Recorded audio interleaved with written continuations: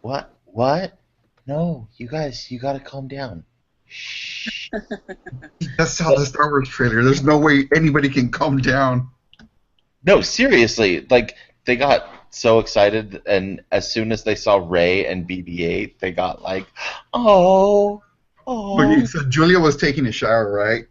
Uh-huh. And I'm hooting and hollering like a freaking 3-year-old, and she's screaming from her from the bathroom, "Who's whooping? Who's whooping? Why? What's happening?" So, so I brought the laptop upstairs and I showed her, and she's like, "Oh, that's Darth Vader." It's just so freaking cool, man. This is a That's dream come true for me. Yeah, no, seriously, we have to talk about this trailer because it's just awesome. So as we record this, the trailer dropped like maybe 10, 15 minutes ago. Right, Yeah, right. yeah. So, and I've seen it a couple times, two, three, four, seven times, and you've both seen it. Let's quickly go around and talk about our favorite things there and what we think that means. Okay, my favorite part. Um, oh my God, I gotta choose one. This is insane. Right? Well, there's John a lot there. Boyega. Yeah. John Boyega. I'm gonna like love him forever, and I think he's gonna be a centerpiece to the series now.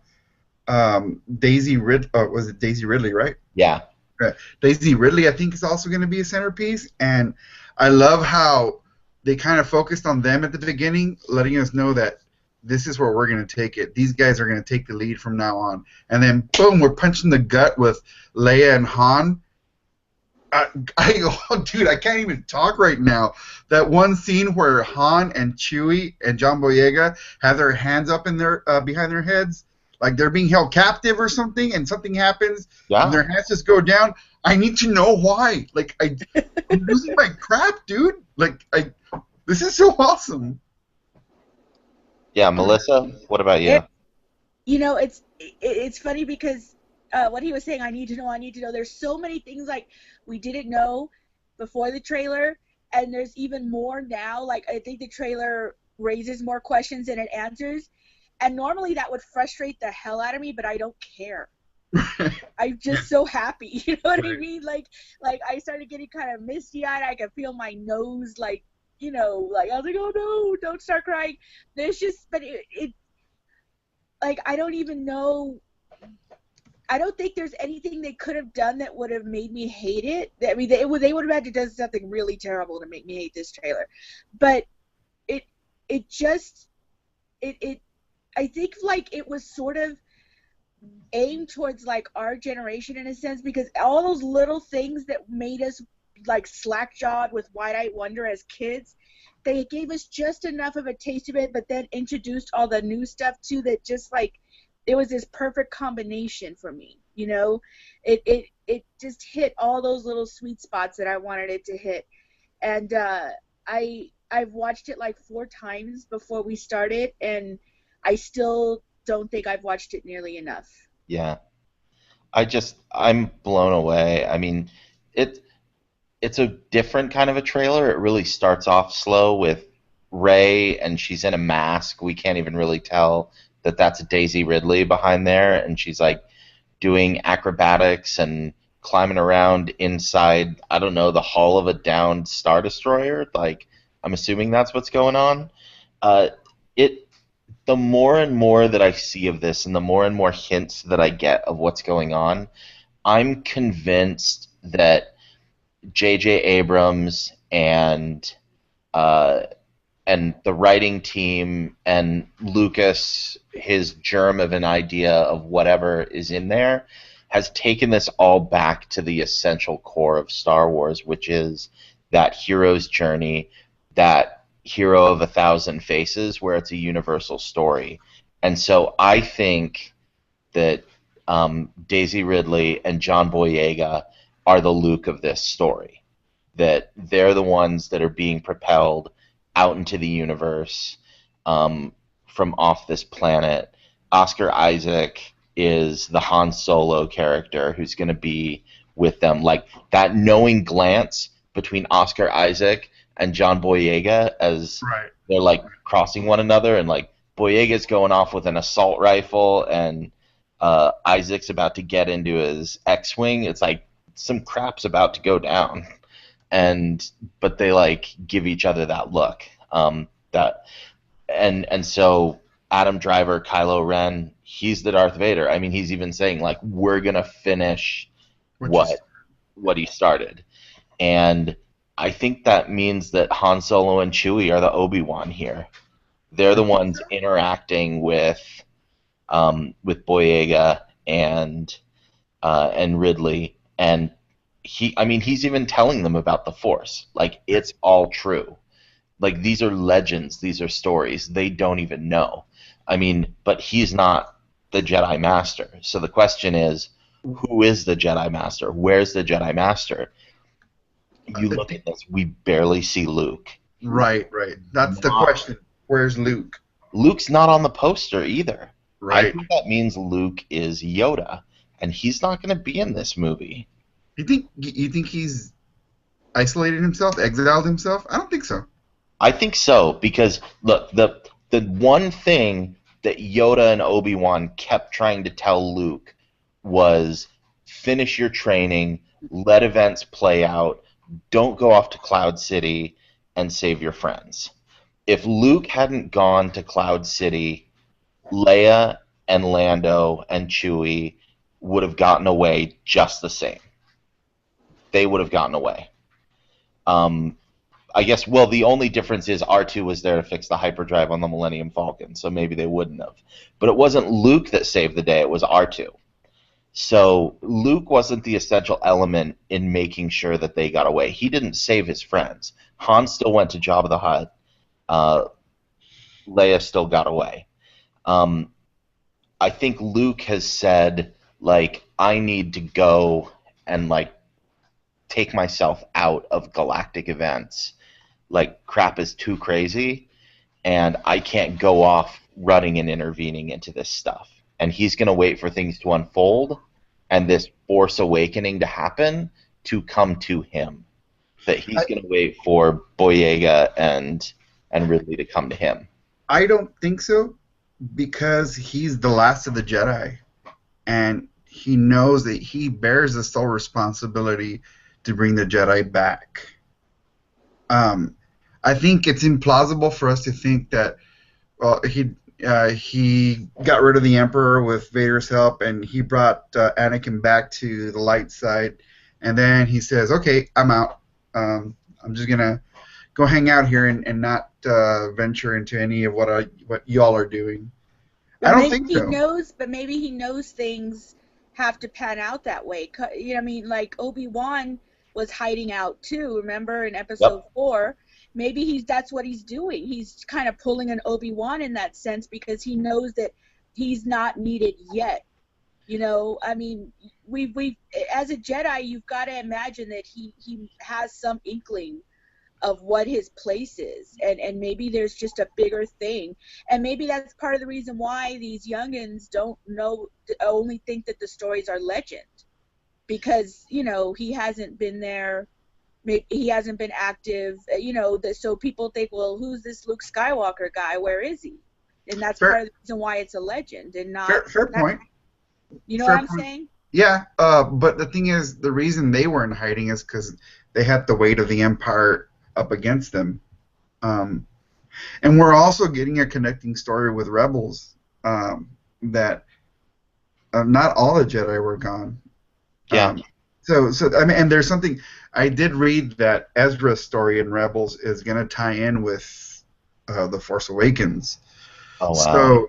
So yeah, I'm not sure if I buy into Luke just removing himself from the situation. Here's my crazy theory. Look at that poster again, and what do you see over John Boyega and Daisy Ridley's shoulder? You see that huge new Death Star thing. Right. What if that's not an Imperial Death Star? What if that is the Rebellion's super weapon? I was actually thinking that this morning. Yeah. When I saw it, I'm like, oh, now the Rebels have taken this as their weapon. Yeah. They've got a super weapon. Luke is like, hey, this is what we were fighting against. See you guys. I'm out. Like, this is not what I signed up for. Or I'm taking my peeps and I'm gonna train them away from y'all crazy mofos. Could be. Yeah. Yeah. That So would be cool if he's secretly training a bunch of Jedis. That would be awesome. That would be awesome. And because here's the other thing that this new group, the new order, they're not doing the old dark side thing where it's a master and apprentice. We saw Kylo Ren with a whole bunch of lookalikes, so they're a group now, and that's way more effective than old school Darksiders. And I think this is where Luke shows up with his gang and says, "All right, now we're ready. Shit's gonna get real." Yeah. And if that happens, I'm gonna scream. I'm gonna take my shirt off, and I'm just gonna go crazy because that's gonna be beautiful. Well, please let me know which theater you're going to be in, because I don't want to be there to see that. It's gonna happen, Melissa. So yeah, J.J. Abrams actually said that. He's like, Kylo Ren is not a Sith. It's not a master and apprentice thing. He is a part of his own order called the Knights of Ren, and they've got a whole thing going on. And his master is Andy Serkis, who we haven't seen, but we did hear his voice in that first trailer. The like, there's been an awakening. Have you felt it? So again, if that makes Andy Serkis the Emperor to Kylo Ren's Adam Driver's Vader, then I think that's another argument for Luke kind of being the Yoda or the Sir not appearing in this picture. So I don't know. We'll see. That's my thing. I'm not gonna go in hoping to see a ton of Mark Hamill in this, because I think we're gonna get a very sparse amount of it. I think the marketing has skewed heavily towards Han and Chewie. I think that's who we're gonna get a lot of, and it's gonna be the Han and Chewie show. I hope we get a little more of Leia. We barely saw her again in this trailer. I hope she's not playing too much of a backseat role. But it was nice to see them together, Han and Leia. That was pretty awesome. And Totally. And remember that Luke is not the last Jedi, because Leia, I don't know what storyline they're going with, but, Leia did become a Jedi eventually, because she is Vader's daughter. So let's not forget. But that's expanded universe, though. It no longer applies. But she could be a Jedi. It's in the realm. Yeah. I actually Luke hope is not the last hope. That's what I'm saying for the Jedis. Not necessarily. I would honestly, if Leia is not a Jedi, either in secret or out as a Jedi, I will be very disappointed. There were very early rumors that Daisy Ridley's character was their daughter. Mm-hmm. That was based on some like really early script leaks, and you remember that first photo of the cast all sitting reading together, and Daisy Ridley is sitting in between Harrison Ford and Carrie Fisher, and so everyone's like, oh, that must mean she's a Solo Organa something, which would make her Force sensitive, but then we see John Boyega with the lightsaber. Mm-hmm. So I don't know, but we see Daisy Ridley with that staff, like in that poster, like right up against Kylo Ren's lightsaber, which makes me think of a lot. Seeing both of those two together makes me think of Knights of the Old Republic. Right, but I think this is misdirection as well. We don't know where Boyega got this lightsaber from. Remember the first mini trailer where there's somebody saying my father has it, and they hand what appears to be John Boyega a lightsaber. Who gave it to him? Whose lightsaber is it really? What is Rey doing? Is Rey her real name? Is she working undercover? Did her mom send her? Because her mom is deep into Republican politics. So did her mom send her on a special assignment? There's still a lot of what ifs and stuff we don't know, and I love that. I love that because I'm going to go into this movie I'm not going to know what to expect. I think it's going to kick ass. How can it not kick ass after what we just saw? But I just at this moment, I think, and JJ loves doing this. I think he's just throwing some stuff out and doing some misdirection, Could be. just to rattle our cages. And he's saving all the lens flares, obviously, because we didn't see. I'm good with lens flares. There was lens flares though, when Kylo Ren was talking to Vader's melted face. Yeah. Oh, that's right. Okay. Yeah. I'm cool with that. You know, it's There are stars out there. You're gonna get lens flares. It's gonna happen. I'm cool with it. I think it's such a like a fanboy auteur thing. Like, oh, he's using lens flare. We show how much we know about how films are made. Oh. It's like, okay, just calm yourself down. I don't know, but I'm excited. I don't even know. I just know that I'm excited, and yeah. I have more questions now, but I'm even more excited. Like I said, but one thing that I also love is that one of the main characters, like we've never ever explored the fact that there was actually a person underneath all that gear. When you see all these stormtroopers line up and miss all their shots because they're terrible with their guns, like we never really stopped to think of any humanity underneath, because they just were never really presented that way. They were always just, like pawns, and so it's I really love that they're going there. And I love that it's a person of color, despite, the fact that the white genocide is in full effect, obviously. They're killing Whitey. Oh my God, that was so stupid. Yeah, we need to talk about that probable white genocide, because clearly all white people are dying off. Totally. The one black character is ruining everything. I know, right? God damn, they're idiots. You guys, you don't understand. Hardworking white actors can't get cast in a Star Wars movie anymore because their jobs are being taken by these foreigner immigrants coming in and stealing their jobs. It's hot up there for a whitey, yo. That should have gone. Everybody knows that should have gone to Ryan Gosling and Matt Damon. So come on, or Jake Gyllenhaal and God, what's another white actor? Yeah, Zac Efron. One who just won the Oscar. Zac Efron should have been the next Jedi. How dare they? What's his name? I forget.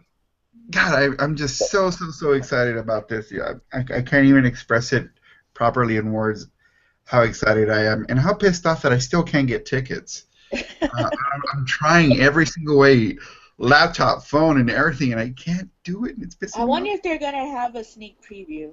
Man, you have to jump on those tickets. I'm not even gonna try. I'll try, because if I get to see it earlier, even if I've already bought a ticket and it's paid for it, I'll just see it twice then, which I was gonna do anyway. Yeah. Oh, I'm going to see it more than twice.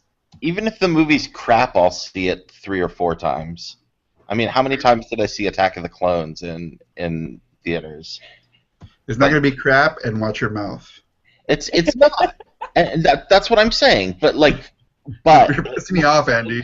Okay. I did not mean to imply that Attack of the Clones was crap, but it is probably my least favorite. You're one of those. Of all of them, but I still went and saw it like 5 or 6 times in the theaters. That's what I'm saying. So, no, the movie's not going to suck. It's going to be great, and even if it was a letdown according to some people's standards, I'd probably still go see it 7 or 8 times. Yeah, I'm going to see it way more than that. I'm going to live in the theater from December to March. Look, if my tastes are so undiscriminating that I enjoy Love and Monsters. Oh no! You set the bar really low for yourself. It is. It really is. Or Robot of Sherwood. Yeah. Oh God, no! you don't even mean I'm that. glad you guys already talked about that episode while I was gone, because Andy doesn't even mean what he just said. Nope. I'm just stirring the pot. I haven't listened to the podcast, but I'm assuming you didn't like it, Andy. No, I was okay with Robot of Sherwood. I kind of enjoyed it. Because he's Andy. Yep. The whole time I was like, Andy, let's just get past this. Let's move on. Yeah. So, yep. Nope. Yeah, well, good thing I wasn't here, because all I would have done was complain about that one. Not Mark Gatiss' finest hour, for sure. No, not at all. No, Still it wasn't. love him. Still love him. I've avowed my love for him many times on this podcast, but that was terrible. All right, so Star But Wars. speaking of, we had what I thought to be a very good episode of Doctor Who this week. I personally didn't like it as much as last week because I loved the whole bootstrap paradox and the Fisher King, and so this was a step back off of that. But I really, really liked this. I thought it was great fun. I thought Maisie Williams was awesome. So let's talk The Girl Who Died. Vikings. First of all, let's save all discussions about the Doctor's face for a minute. Let's talk about everything but that. All right. Okay. Vikings. We now know the Doctor hates them, apparently. He doesn't care. Because he hates soldiers, and they're kind of like soldiers. Well, you know what? What I really, I guess, so we're not going to talk about the face. What I'm starting to like here, not like, it's starting to reinforce itself, is that the Doctor is so different from his previous incarnations. He's okay with things dying. That bug that he killed, whatever that bug was, he kept stomping on it like nothing. Previous Doctors wouldn't have done that. Yeah, he's way darker. Because Matt Smith, David Tennant were all about like, oh, these things are still sentient creatures. Mm-hmm. They deserve a right to live, even though they were horrible or we completely misunderstood them. Even the proto-humans, Matt Smith was like, they deserve a chance to live because they have consciousness. This guy's stomping things. He's okay with that. But I mean, there's a weird dichotomy within him because he's okay doing that, but then he's pissed off that he's losing people. He doesn't want to lose people anymore. So there's this weird internal conflict going on with him that we not only get to see it in his facial expressions, but he acts it out. And I'm really liking where they're taking this. It certainly makes him a much more complex character. Right. Yeah. Melissa, what are you thinking? Well, about Star Wars. Yeah. I told you before you started recording, I was like, I just finished watching this episode because I was away on vacation. When I got back, I had a lot of stuff to catch up on and work and stuff. And so I fell behind and I hadn't seen the last two episodes. I watched them. And I finished this episode we're talking about now about 10 minutes or so before the Force Awakens trailer started. And so my mind just went blank, and it's starting to come back a little. But I think that there were a couple things that struck me. The main one, that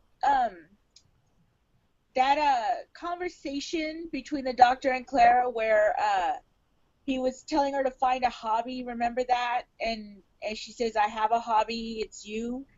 Oh, yeah. I'm thinking of the right episode, right? Yeah. Okay, right, just making sure, because y'all look confused, like that didn't happen. Nope. Okay, and he says you should find a new hobby. Like, I don't know if you remember, but during the Ponz's last half season, I told you how they sort of broadcasted a lot, like there was this impending sense of doom throughout their last few episodes. I feel like there were a couple of little nuggets like that sort of, it feels like the start of that for Clara. You know what I mean? Like, because, he's telling her we'll find another one. Well, the only way she can find another hobby, if he is her hobby, is if she stops traveling with him, obviously. So it sort of made me wonder, like, I wonder if this is a hint of how she's going to end up leaving the show, if this is, or if I'm just reading too much into it, which no Doctor Who fan has ever done, ever. No. So, I don't know. What do you guys think? Do you think that maybe that's some clue of what's to come, maybe. Absolutely. Right. Yeah, I mean they're totally telegraphing this. I mean, even from I think even with the episode titles, the fact that this was called "The Girl Who Died," Mm. uh, I think that they wanted people to think, "Oh, is this the one where Clara gets it?" And I, um, I think they're being named that way, and we're seeing the things we're seeing because, and he made it a point, and once again, I'm going to say it, is that he's tired of losing people. So I think we might be seeing a dramatic shift where maybe companions aren't going to be coming along for the ride anymore for a while. Because I'm starting to think that maybe Clara doesn't meet a tragic end.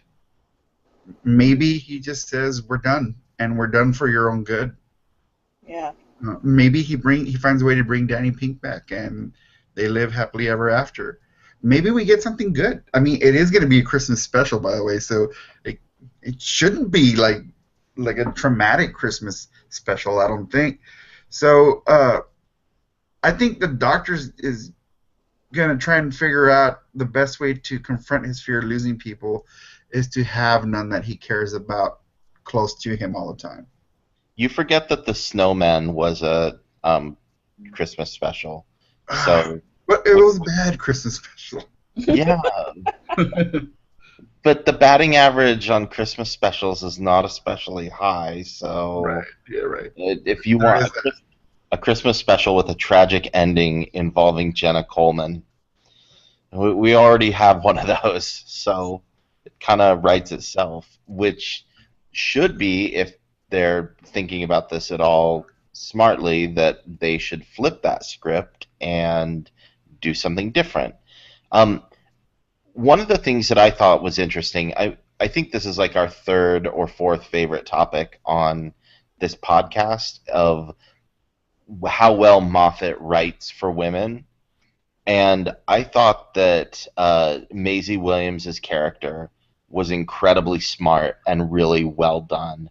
And so I want to give Moffat props as co-writer for this episode for making a really interesting female character who is both she's I mean it's kind of the same as Arya Stark. She's kind of traditionally quote unquote masculine in some ways, but she's still very much a girl.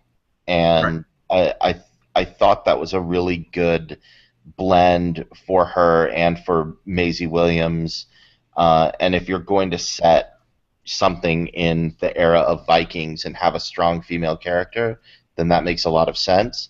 Although it is a little bit of typecasting for poor Maisie Williams. Yeah, I but was wondering what. I didn't mind that so much. It was typecasting because she still got to show some range that she doesn't really get to show as Arya, especially not anymore. Now that Arya's kind of growing up and becoming violent, basically. You know, I love that they did give her some depth, like when they showed those puppet things that she makes. It's like a coping mechanism for her, kind of. And you know, when you have somebody who's only on for one, or in this case 2 episodes, it's really hard, especially with only one episode we've seen so far, to give those guest stars any depth because you're with them for such a short amount of time. And so normally I don't complain about that at all because, you know, the only thing I will complain about is if, like, you know, like if the companions don't get any depth or anything.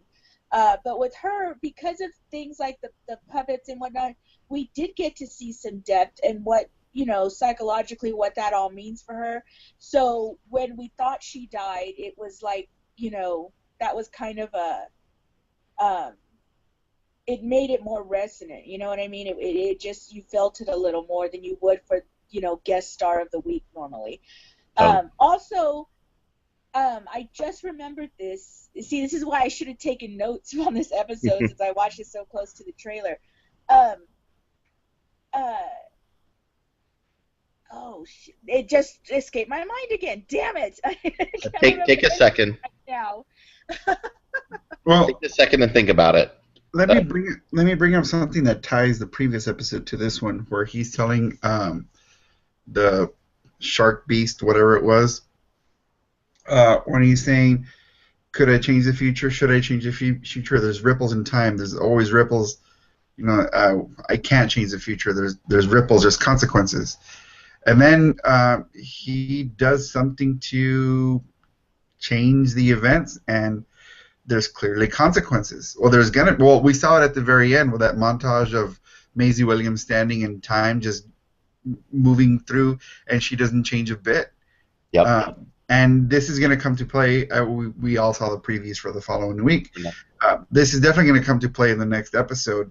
But that is the Doctor once again fighting with himself. Like, should I save everything I can save, or should I just step back and let things happen the way they should?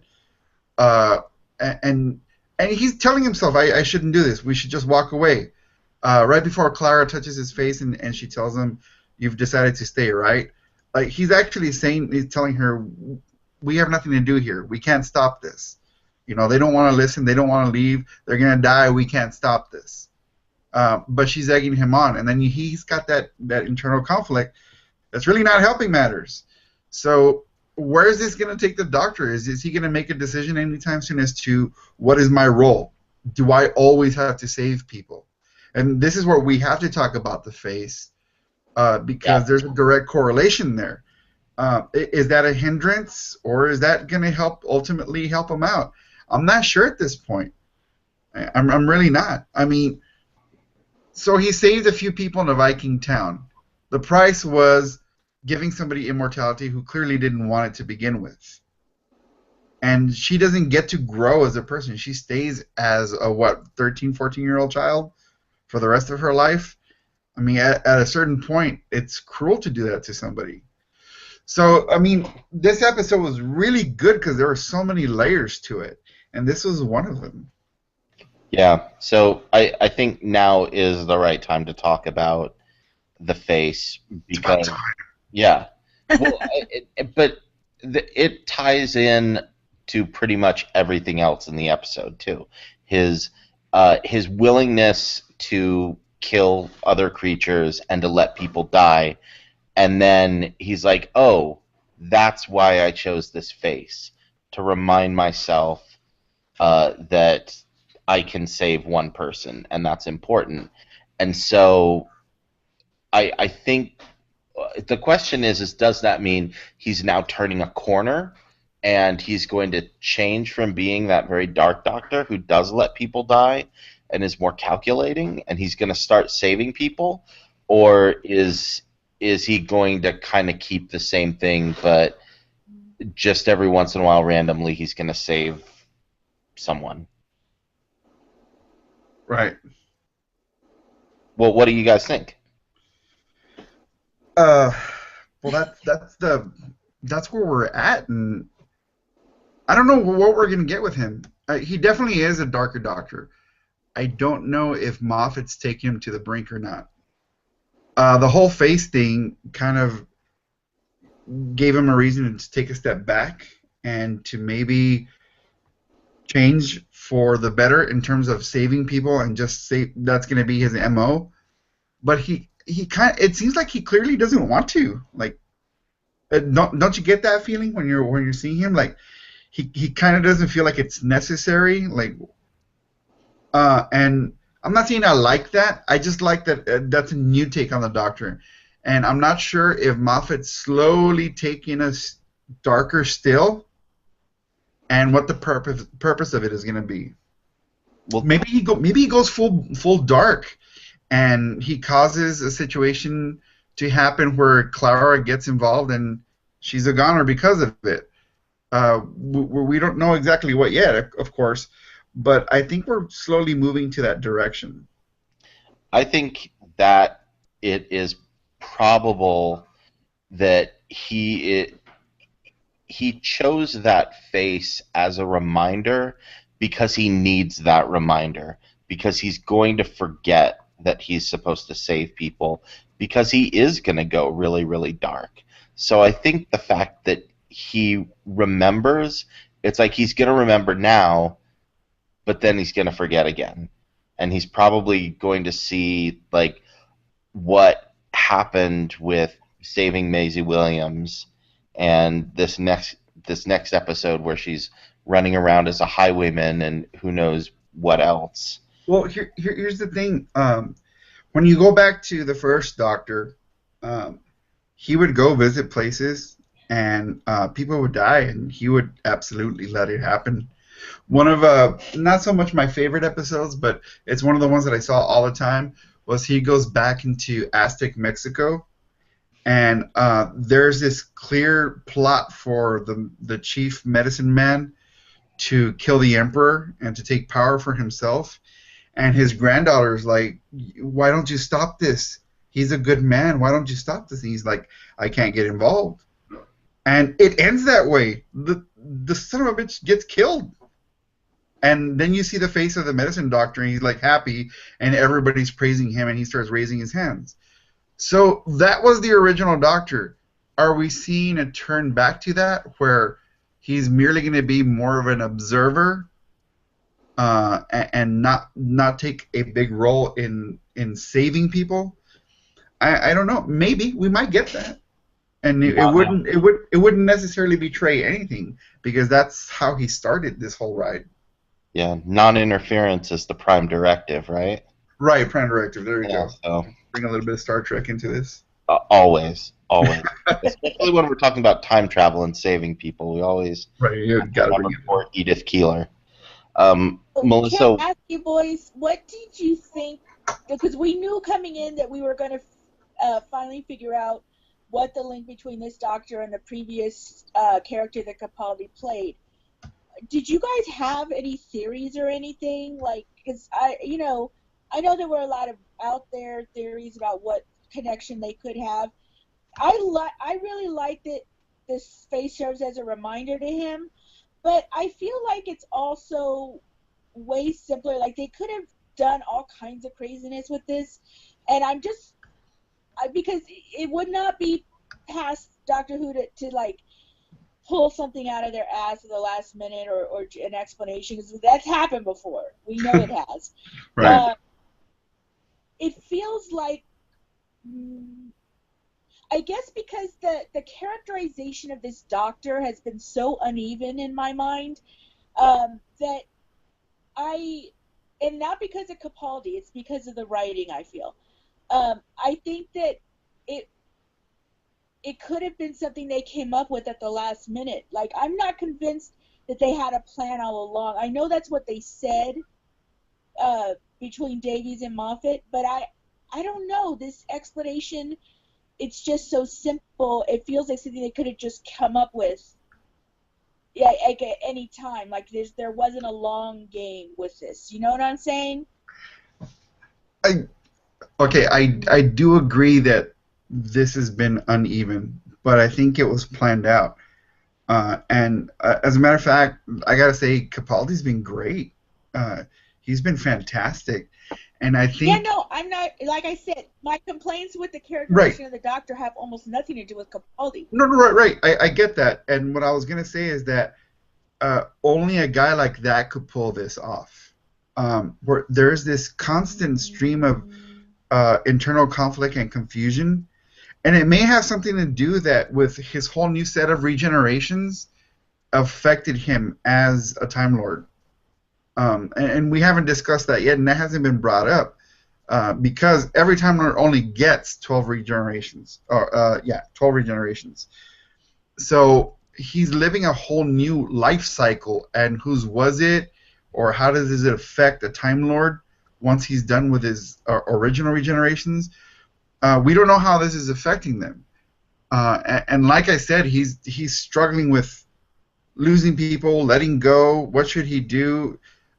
Should he be involved? He's gotten involved so much in the past where it's affected the history of the universe, and we saw that with Matt Smith. And he himself said, "I've learned my lesson. I'm going to keep a lower key." So is this a response to all that? I think we're slowly getting there. And I think, honestly, only a guy like Capaldi could make that happen, to where we see that happening on a continual, gradual basis. Melissa, to your original question, yeah, I completely agree that it feels like a really simple answer for what could have been a very far out, really smart, awesome thing. It's like, but maybe it's one of those things like, sometimes a face is just a face, and it's not. Um, they they didn't have to make it something crazy because it Dude, but was just wait that so simple thing. then why wait so long if it was such a simple explanation? You know what I'm saying? Because they didn't have Capaldi until now, and they couldn't do it. They couldn't find a place to fit it in last season, probably. Dude, as much crap as they threw at the wall to see what would stick last season, I feel like they could have fit this in somewhere, okay? I Like, don't think they had any clue what they were doing last season, really. yeah, exactly. So they could have fit it in, because the longer they waited to roll this out, the more I felt like there had to be a really grand explanation for it. You know what I'm Yep. saying? So to get this, even though I liked it mostly, it felt disappointing at the same time. You know what I'm saying? Like It anticlimactic. it's definitely anticlimactic. I'm going to go back to what I said originally, though, where I think if they use this really smartly, that it could become better and more significant. If Mm-hmm. we're going to see the Doctor go darker and darker and darker over the next 6 episodes, and then right as he's about to go to the brink, he's going to look in a mirror and see that face and remember Vesuvius and be like, oh crap, I'm supposed to save people. Um, then that might be a very interesting take. I don't Uh, know. I still see it as a bit of a letdown. I expected so much more Yeah. on that end. yeah. Yeah. But even with having said that, it didn't really affect the episode No, you're at right. all. It was still a good episode. Oh, and Monty Python. That's what I wanted to say earlier. Like, did y'all catch that at the beginning? The Yes, but remind me what I couldn't The remember what. God in the clouds. Did Oh that not yeah, look exactly like Monty Python? Oh yeah, yeah. You're right. Arthur, King of the Britons. Yes. I'm sorry, I just had to mention that because I was like, No wonder I thought wow, why does this look familiar? yeah, it's totally Monty Python. Like, Except it was a dude in an eye patch. well, Right. Oh, it still stop had the calling. same feel. I mean, we're not exactly, of course, but to me it looked like kind of a homage to that. I thought that was pretty cool. And that's what I got from it anyway. But and it kind of tickled me a little. Yeah, I like that. I like that, and then he's trying to do the yo-yo trick, and he's like, "Have any of you seen Odin?" And they're like, "Oh, look up there!" And he's like, "Oh, but look at my yo-yo." Okay, that it didn't work that time. It doesn't always work. The Wow. yo-yo thing's pretty big though, because almost every doctor has had a yo-yo thing. Yeah, I think almost every doctor has. Yeah. that was good. I enjoyed that. That was a good bit of comedy to get this episode started off, which then got like darker and more serious as time went on. So yeah, interesting. But I'm most interested in where they're gonna go tomorrow or episode. But here's one final question: since he took that extra pack to give to Maisie Williams so she could give to someone else, should the Doctor ever think about taking one of those for someone else? Like for himself, for someone else?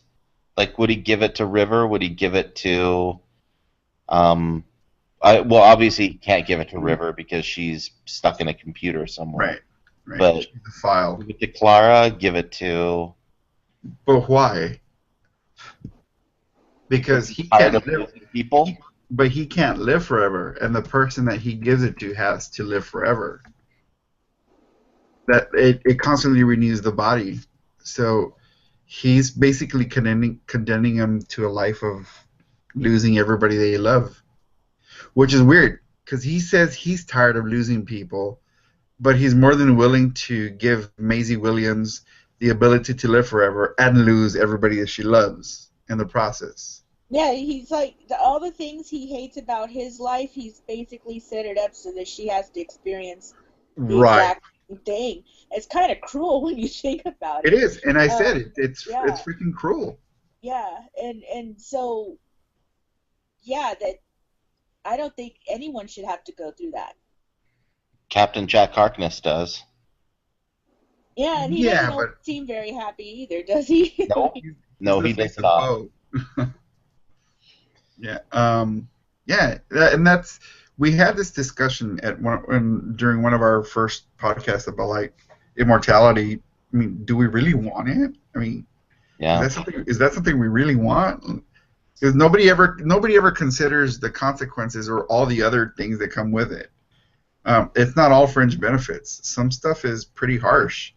Yep. I mean, And sometimes you have to be all glittery depending on what kind of vampire you are. but my problem is that nobody's watching Highlander. This isn't fun for people who are immortal.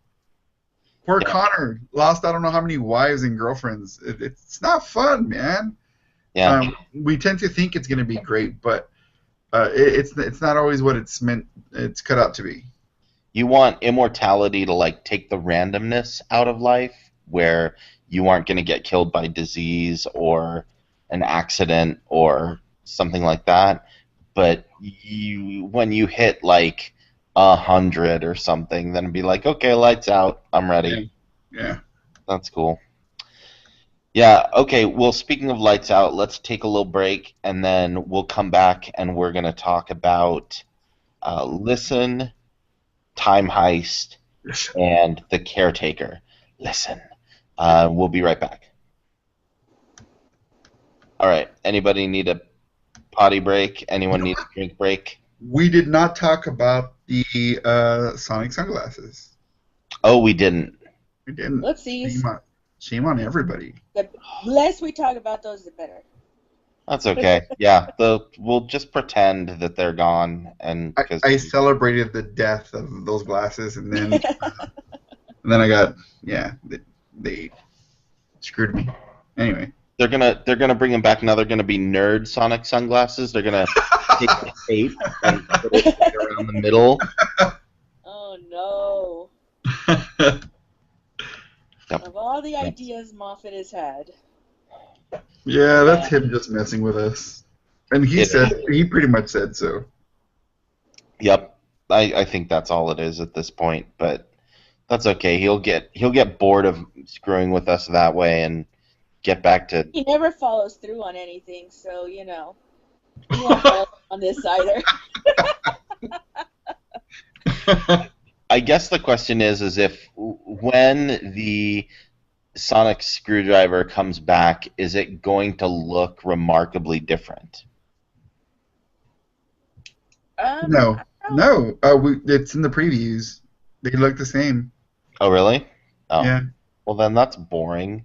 It is. Seemed like an opportunity to give it an upgrade. I mean, like, I thought that was cool how the TARDIS got like a major upgrade with Capaldi. Like the inside looks like the people from Apple designed it instead of that like crazy steampunk look that they had going on like back in the Eccleston era.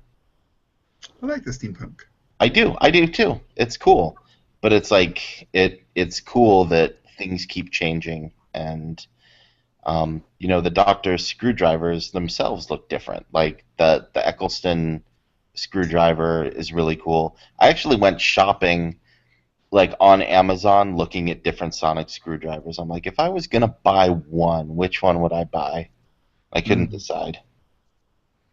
That's a tough one. I think I might get the Matt Smith one with the little prongs. The little prongs, that just because then that's one more thing that it does, because they pop out. Yeah, Julia has that. Not because it's actually cooler. But. I got that for Julia, and I kind of regret it because I want it for myself.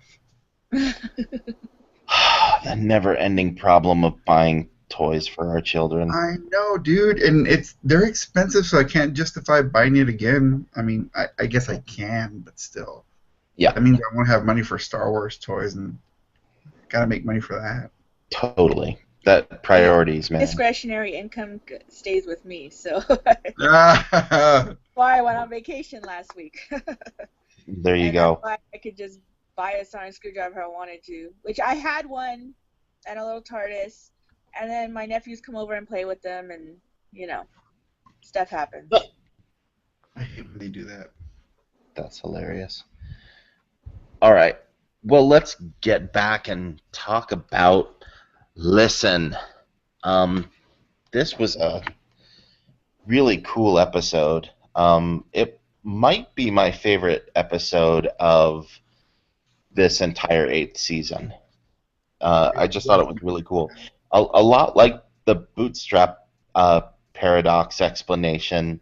We start off with the doctor, um, kind of explaining the premise in front of a chalkboard and like talking about what if there's a perfect hider, and what if that thing that you think that you feel is actually a creature that is that perfect hider, and it's like immediately it's creepy and it's cool because that's like a universal feeling and that like universal dream of getting out of bed and that hand on your ankle. And even if it isn't like a universal dream, you're like, oh, I haven't had that dream, but I've had that fear.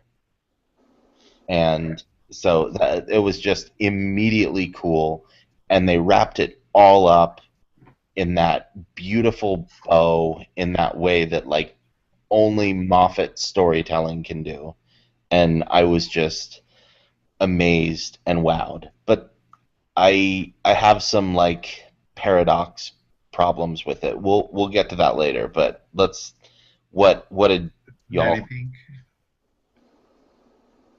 yeah. This was easily my favorite of the season. I think I said that a few weeks ago. And what I loved, I think, is not only like the creepy factor, the fact that we can all probably relate somehow to this story, but also that it felt like there was a central conflict, but there was no monster, there was no villain, there was, you know what I'm saying? Like, but it still felt like there was a struggle between, like, almost like good and evil, if that makes sense. They managed to do it without having an actual villain in the Right. entire story. You know Totally. what I mean? And in that way, I mean, and one thing I've always given Moffat props for is that he comes up with some awesome villains, like, the Weeping Angels and the Silence. Um, but here, he didn't need that, and it was still a fantastic story. So that for me was like really impressive. So you gave Moffat props. I'm giving Moffat props here. Um, What's yeah, I mean, happening? What's I happening know, here? right? No, I've always given him props for that, though. Welcome to Always, the dark for side. the villains and stuff. No, no, no, no. Because I'm gonna turn around and say something you're probably gonna roll your eyes at. Here we I go. had, I don't, I haven't listened to the podcast where y'all discussed the first 3 episodes of the Capaldi era, but almost from jump, one of the things that stood out to me is that nearly every episode he criticizes Clara's appearance, and he can be nasty about it sometimes. Her makeup, her hips, that she needs a bath, that her clothes are bad, She smells bad.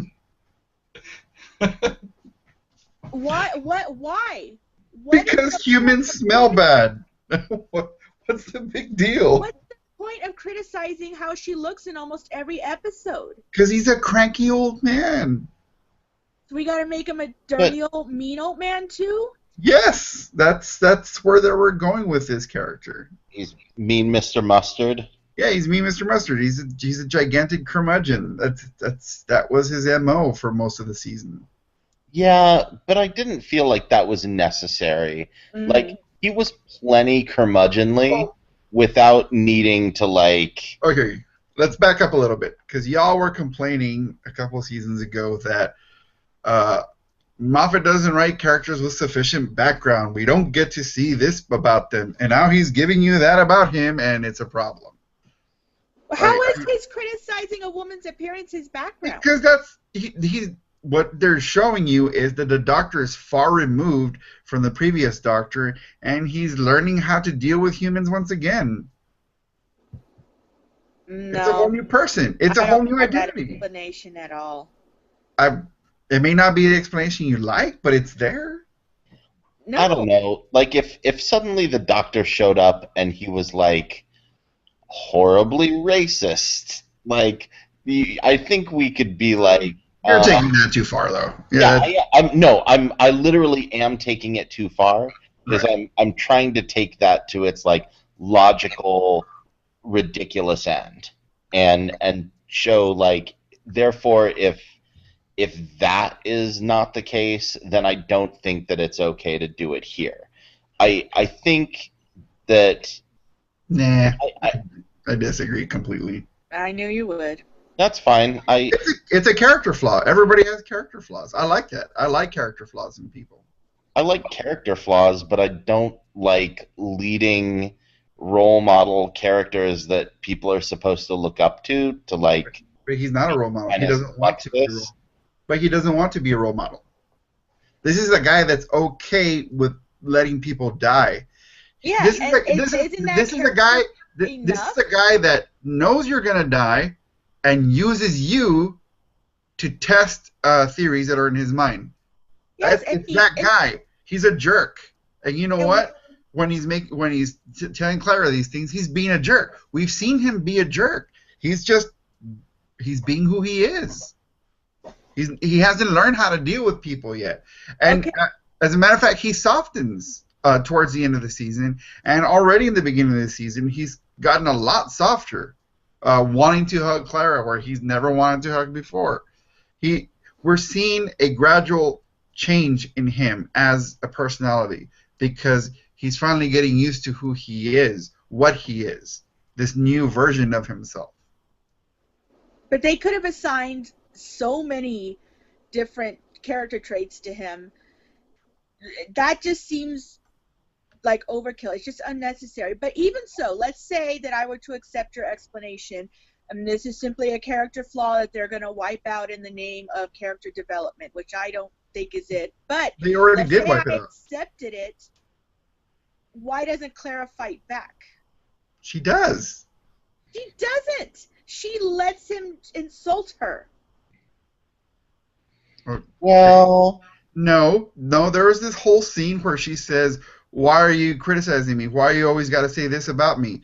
There is a whole scene where she fights back. After how many times? Oh my God! First you say she didn't do it, then I told you she did, and now you're saying she hasn't done enough. I mean, at this point, like you're just not going to be happy. You're just not. No, I don't know. It did take her a long while, but I think that I think Clara was unclear about she had all of this goodwill built up towards the Doctor because of Matt Smith, and then suddenly he turns into angry sexist grandpa, and he's saying mean things about her, and she's like, well, maybe he's still getting used to it and all, whatever, and then she finally pops. And right. I get it, but I don't think... Consider all the charges of sexism lobbied against Moffat. You would think he would have the sense not to do something like this, but he just doubled down on the sexism. I don't think Moffat cares what anybody thinks because he's creating a character. Do you think Martin from Game of Thrones cares whether you think some of his characters are sexist? I didn't say he should they're supposed. Hold on. What I'm getting to is these characters are supposed to be that way. They serve a purpose. So this character of the Doctor serves that purpose. He's this wild curmudgeon who doesn't know how to act with people. In this new season already, he has to depend on index cards that Clara has made for him in order to properly communicate with other human beings. This is who he is. He's not comfortable in his own skin, not even yet. But we have seen a gradual change in him, up to the point where this new season, he's a lot softer. He treats her so much better, and he's very, very kind towards her and extremely protective. So, I mean, now that he's being protective, are we going to say it's sexist because he's overly protective because he's got to take care of the little lady?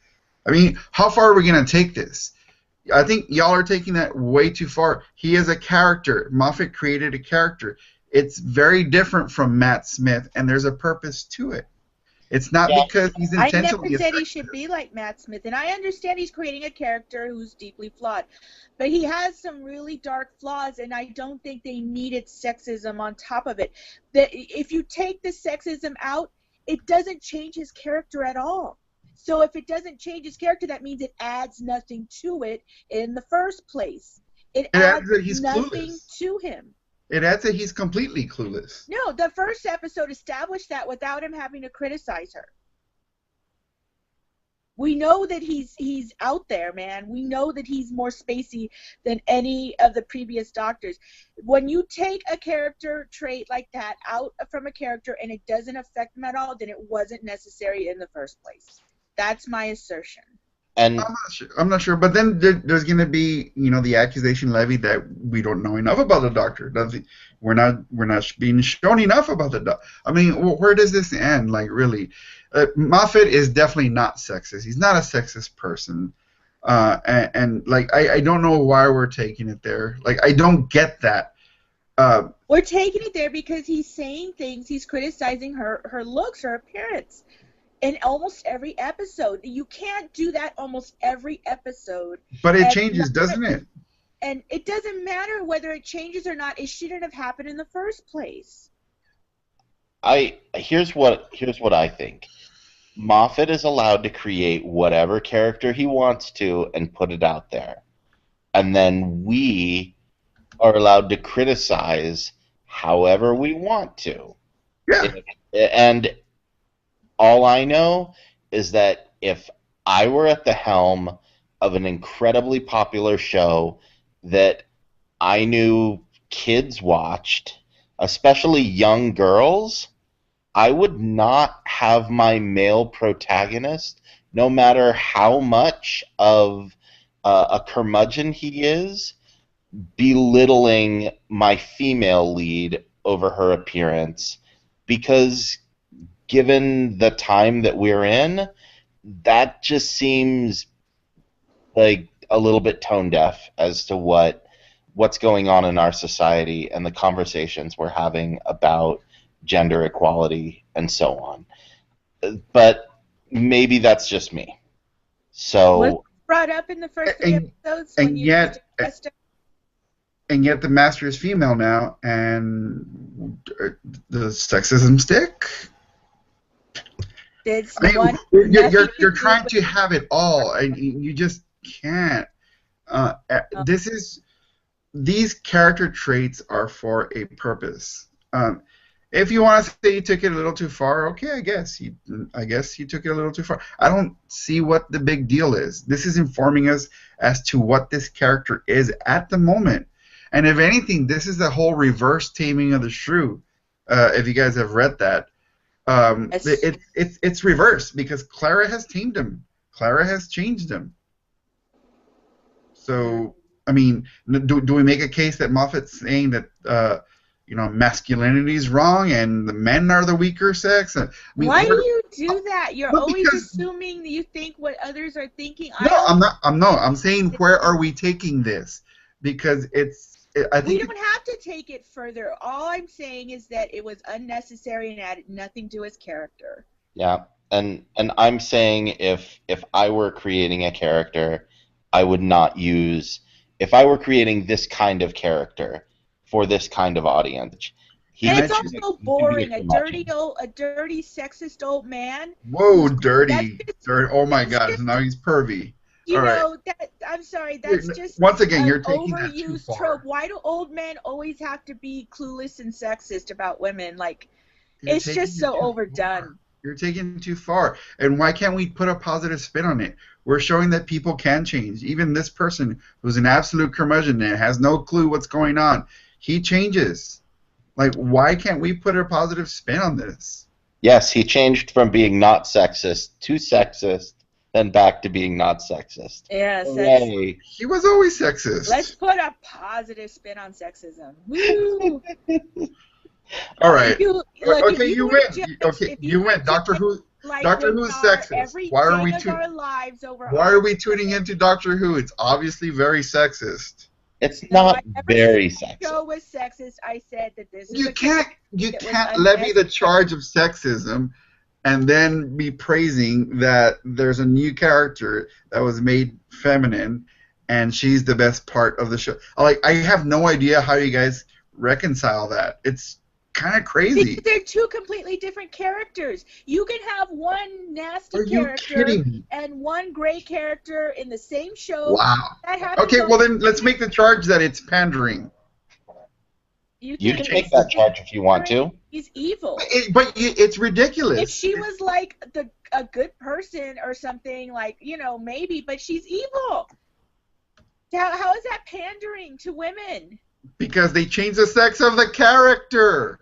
Yeah. I'm not saying I don't think that's Well, pandering. no. And I'm not saying it is, but I'm saying you can make the charge. So why not? Let's do it. Let's go all the way and do this. Your logic is it's disjointed. I'm sorry. You're not making not. sense.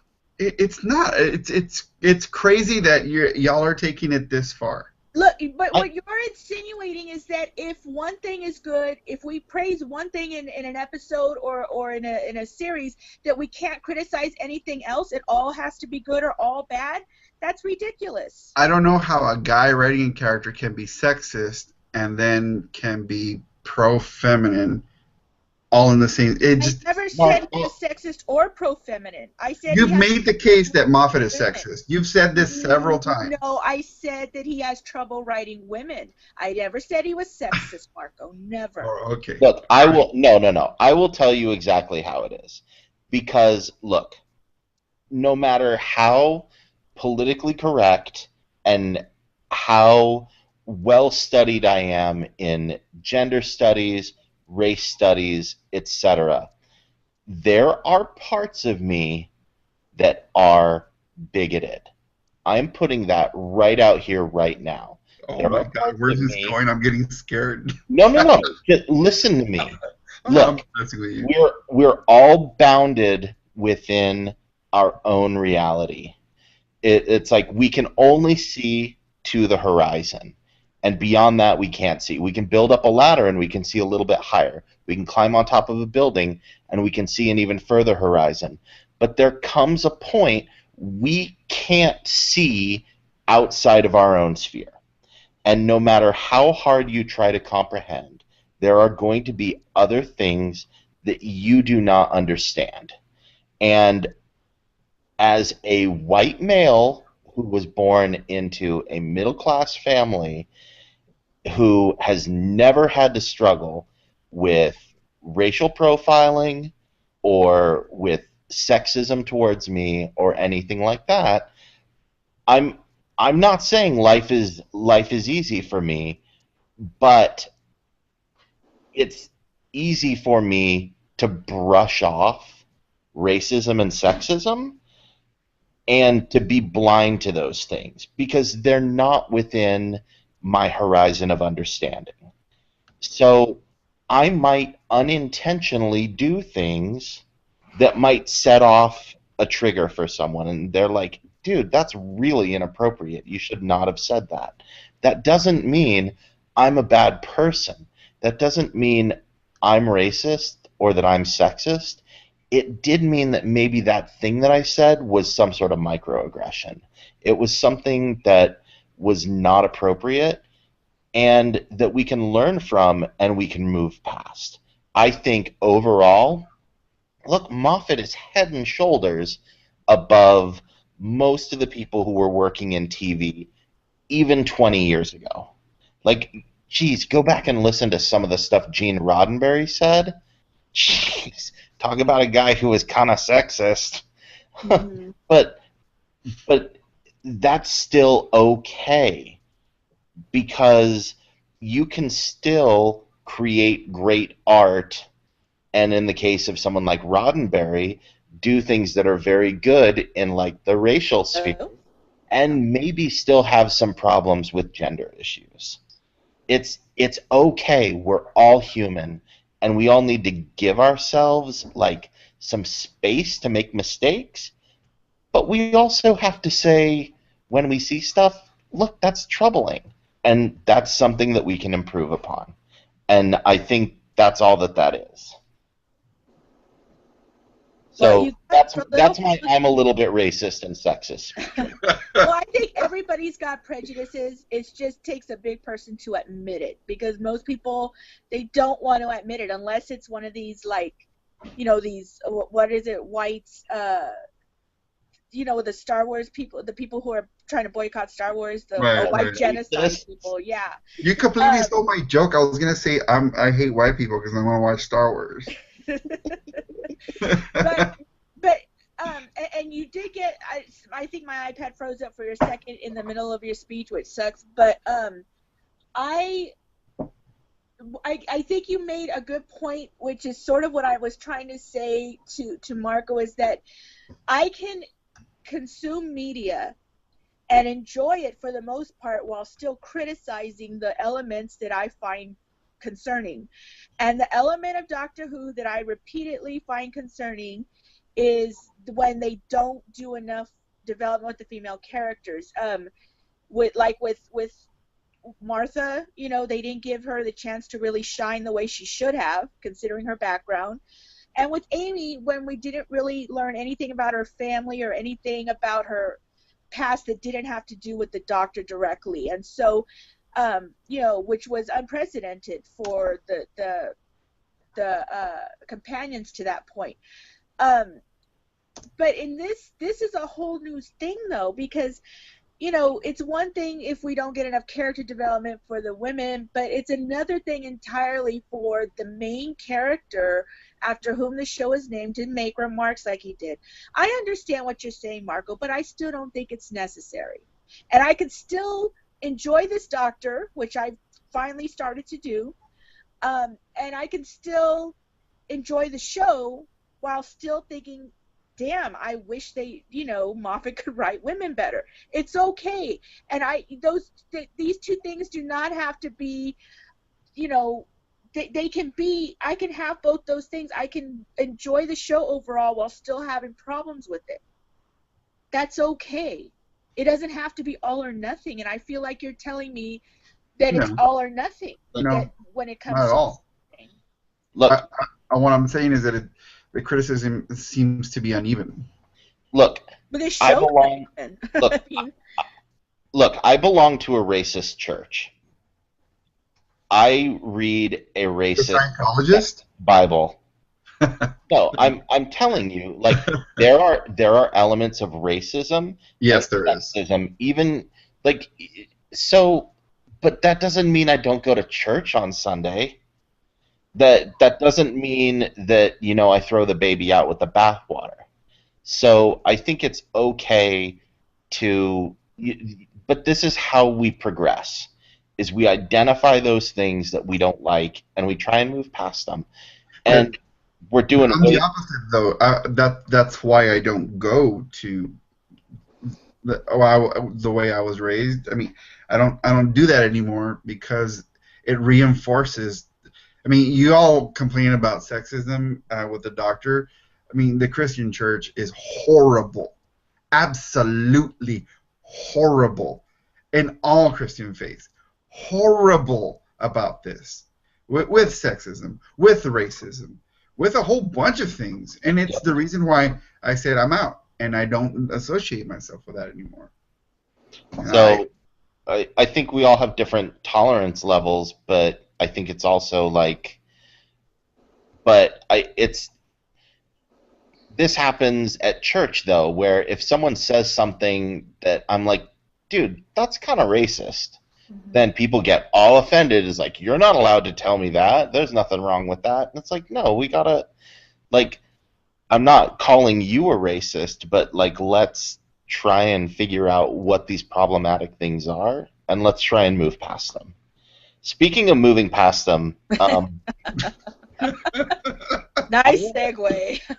I wanna travel through time and go back and reboot this discussion, but no, I'm kidding. But I do want to talk about the time travel elements in this. Okay. So specifically, Clara's on a date with Danny Pink. Mm-hmm. Then they plug her into the TARDIS to go in time somewhere, and she goes back and meets 8-year-old Danny. Right? Right. Mm-hmm. And then she tells him Or Rupert. about being brave and being a soldier, and gives him the soldier and says, like, he's the leader, he's the one who doesn't have a gun, he doesn't need the gun, he's got the radio. And then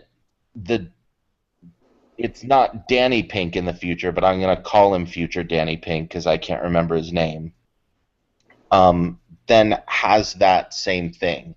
And he is some sort of... He's the first time traveler. Yeah. On Earth. Time traveler, but still, he's some sort of ancestor of Danny Pink and Clara. Okay, yeah. So, well, first of all, like, let's pretend we don't know what happens to Danny Pink. Okay. All right. Okay. Now, here's the thing that, and a lot of people always miss this when they talk about this episode because they're like, well, none of this makes sense. Huge plot hole. When Clara has her hands into that brain thing of the TARDIS, Mm-hmm. she's supposed to keep her mind blank, and then the TARDIS was supposed to visit her timeline. But when the Doctor's talking to her, she gets an image of Danny Pink, and then we get to where we're at. So what I think happened was that there was this weird connection between both timelines, and we got to this future. I don't know if it's a real future or if it's an alternate future because she didn't keep her mind clear. There is a big question about that right there. So I don't know if what we're looking at is actually really happening. Or if it's meant to be part of Clara's timeline. Hmm. And it might be wrong, because it might be that in the Christmas special, like I said, the Doctor might find a way to bring Danny back, and he gets Clara and says, leave me. I don't want you with me anymore. And then we get that actualized future.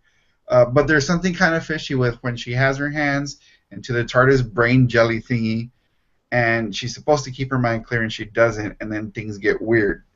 So I'm not sure what we're seeing is supposed to be what we're seeing, if that makes any sense. So what I'm wondering, though, is if this isn't another bootstrap paradox, though. Because Right.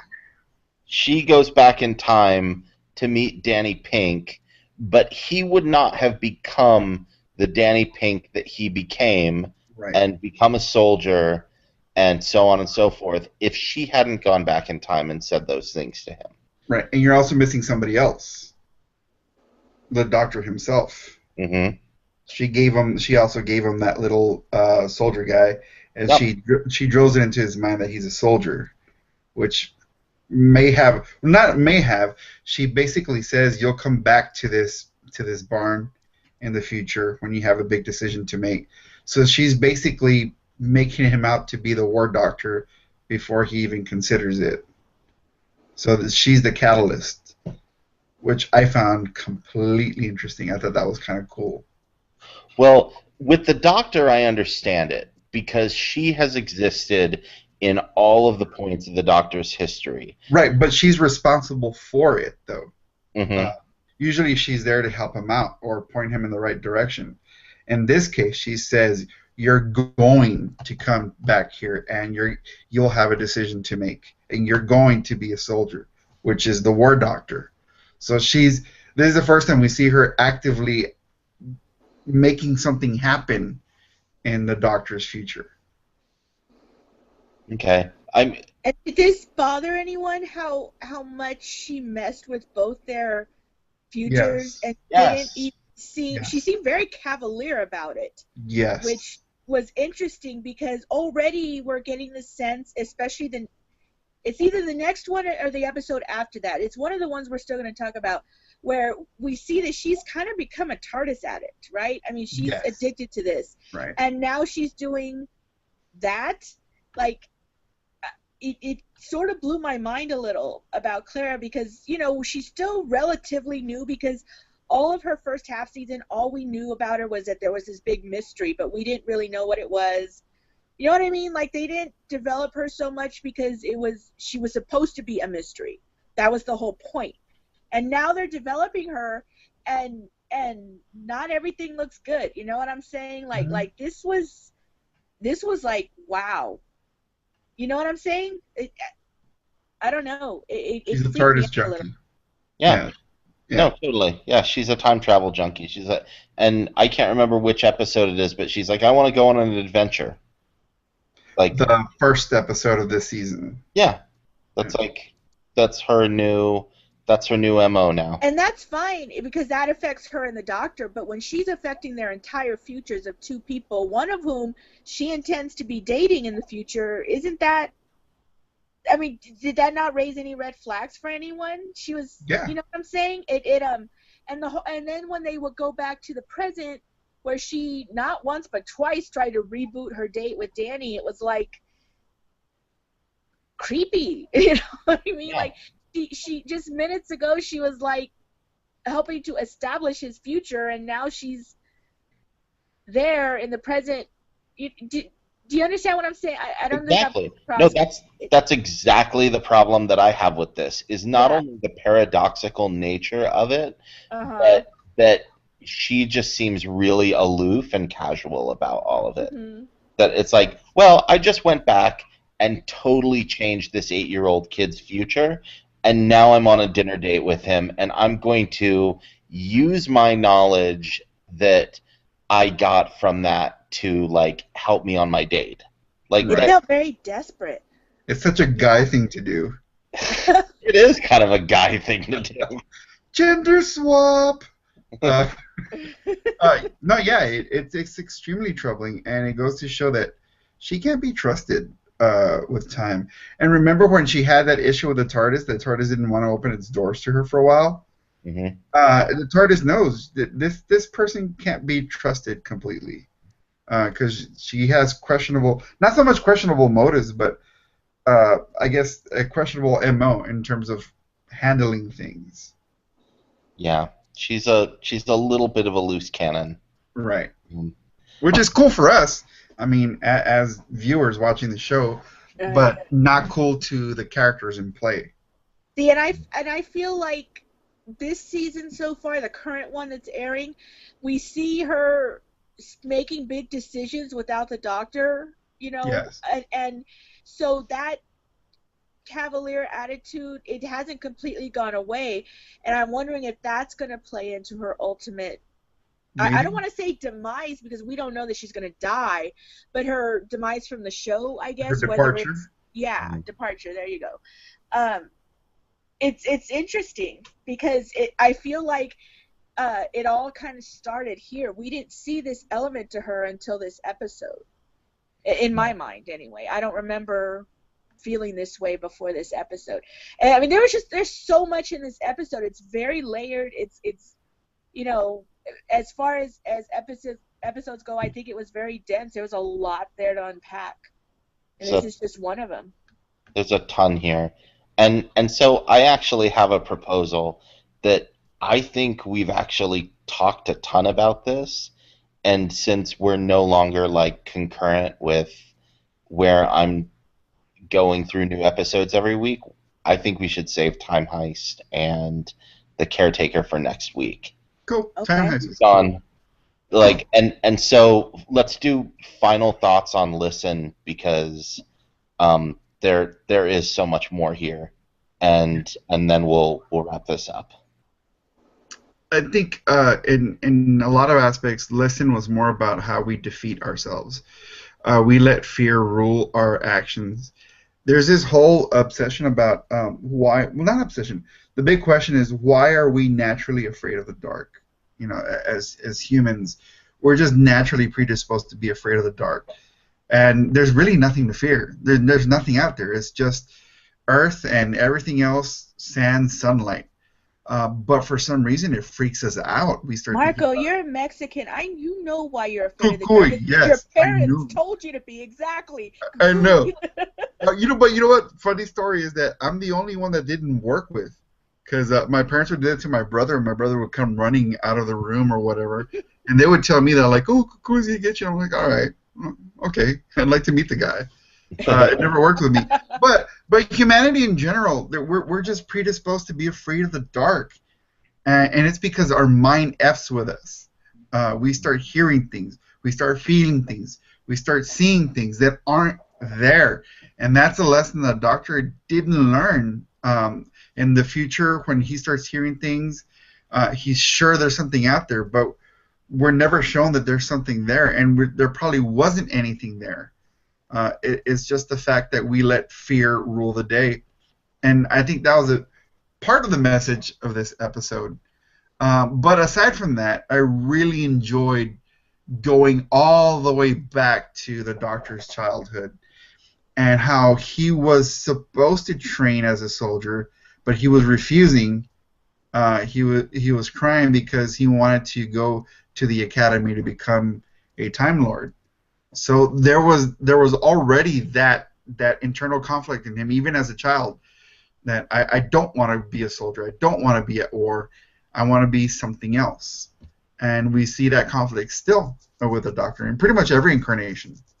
Yeah, the whole like being afraid of the dark thing reminded me of all things CSI, Huh. where back in one of the early seasons, who's the main guy who was Manhunter before the William first? Peterson. Yeah.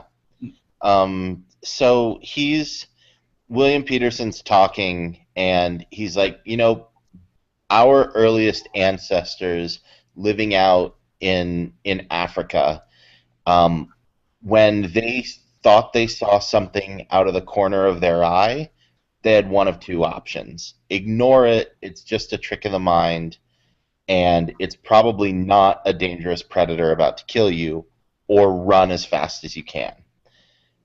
Our ancestors survived because they ran as fast as they could.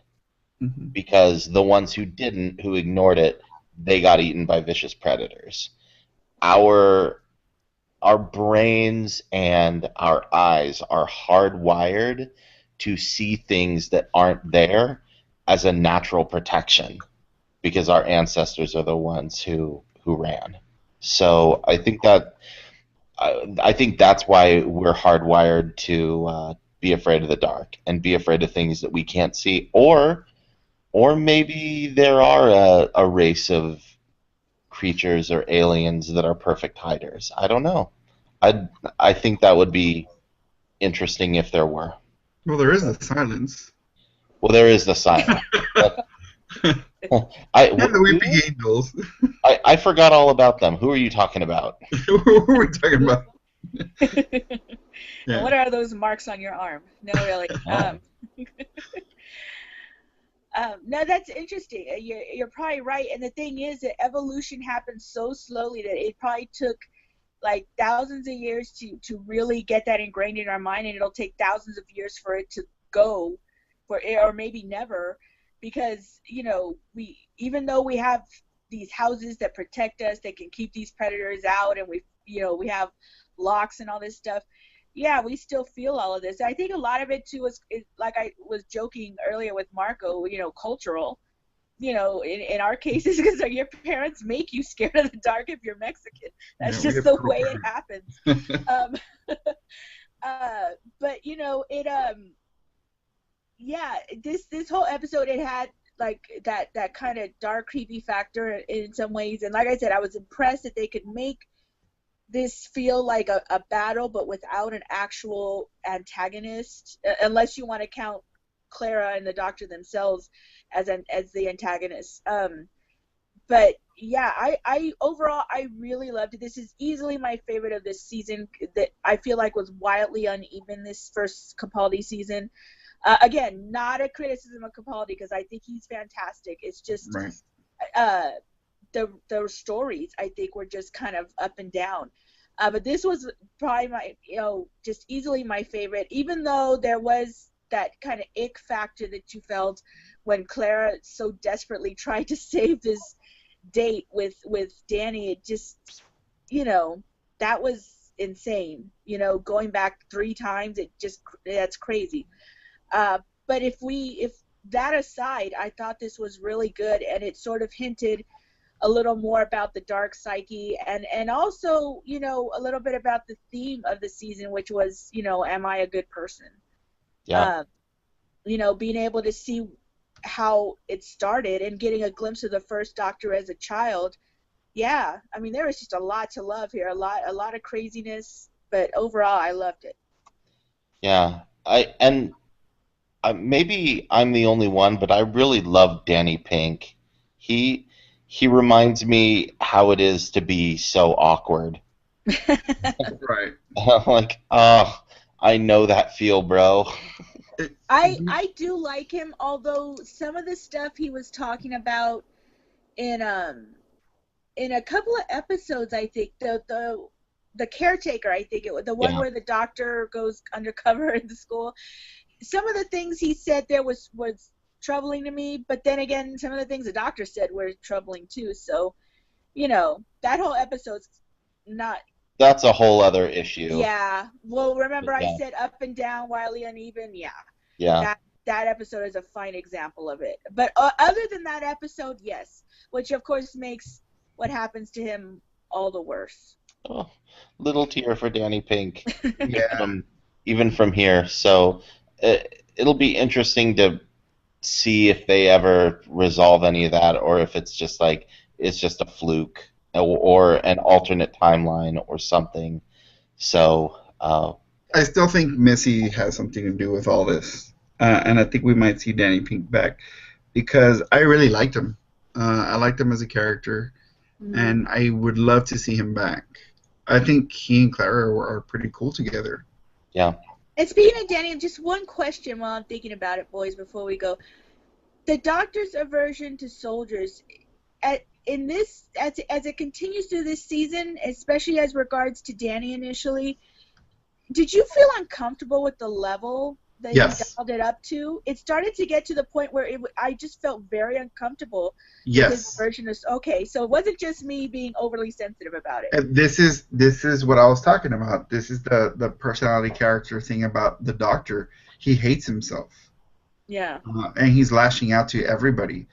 More to Danny Pink because he hates the fact that he was a soldier as the War Doctor, and he doesn't want to associate himself with those people with that mindset who are willing to be soldiers. And maybe this is why he was lashing out against Clara, because he knew that she was dating him.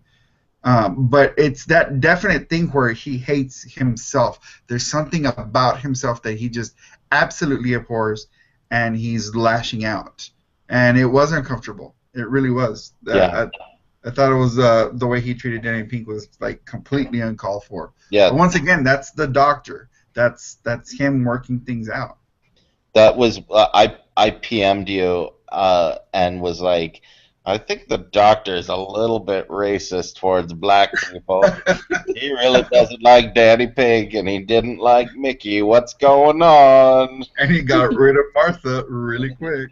Yeah, so no, he was okay with Martha. It's just black men he doesn't like. Well, he never even got close to. Yeah, no, he wanted Martha to keep going with him, which is insane considering what had happened. Yeah, but he was never affectionate towards her like he was. No, he wasn't. He was actually, not the way he was to like Donna. Right. Yeah. No. So, all right. Well, with that, let's close out this episode. Thanks for a at times harsh but illuminating discussion. And let's just keep thinking about how awesome that Star Wars trailer was. I'm going to go watch it again right now. I know. And how awesome this next week's episode is going to be. We get another dose of Maisie Williams and see what happens to her running around the countryside stealing from people. But until then, we will see you all next time. Bye, everybody. Bye. Also, I still haven't gotten tickets, and I'm really pissed now. Oh, boo. Well, that's over. So how much is the Star Wars